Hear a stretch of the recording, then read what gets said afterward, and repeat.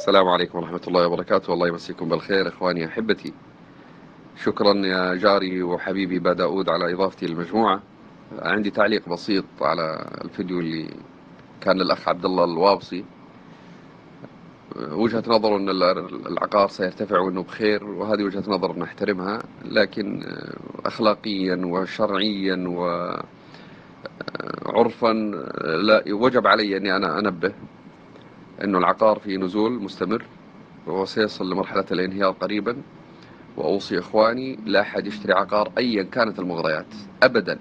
ابعدوا عن العقار تماما، لا أراضي لا فلل لا شقق ولا شيء نهائيا.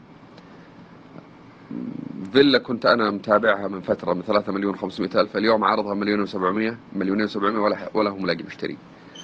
أرض عارضها ب950 قبل فترة، والآن عارضها ب550 ولا في مشتري. مكة المكرمة اللي المفروض العقار يتماسك في ولي العهد، مخططات ولي العهد نزلت 50% بعض الأراضي.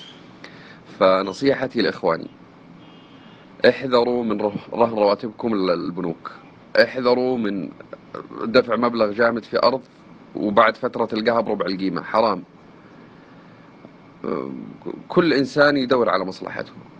أنا بأمانة من مصلحتي إن الناس تشتري، لكن من مصلحتي في الآخرة إني أنا أقول الكلام اللي أنا قاعد أقوله الآن. وفقكم الله لكل خير. المقاطعة ليست فقط للعقار، المقاطعة أيضا للسيارات، للمنتجات الأخرى. حاولوا قد ما تقدرون تقاطعون إلا للضرورة القصوى، لأنك راح تشعر بالغبن لما تمر كل شهر وتلقى الأسعار في نزول. الأرض اللي بتشتريها اليوم ب1,000,000 حتشتري 3-4 أراضي بنفس القيمة في نفس المخطط. فليتق الله كل من لديه علم بالموضوع هذا ولا يضلل الناس.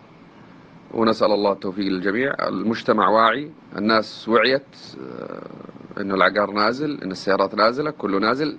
بالنسبة للعقار حتى لو ارتفع سعر النفط وصل $200 ايضا راح يستمر النزول، لانه لم يعد قناة استثمارية بسبب الرسوم، لم يعد قناة استثمارية، لم يعد هناك سبب للاحتكار.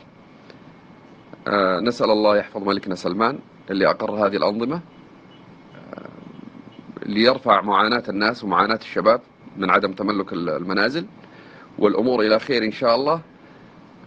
فقط لما نتكاتف مع مقاطعة المنتجات العقارية، مقاطعة أي سلعة زايد سعرها. وفقكم الله لكل خير، ومع الشكر الجزيل، وآسف عني طولت عليكم. مهندس أحمد الباهوت. السلام عليكم.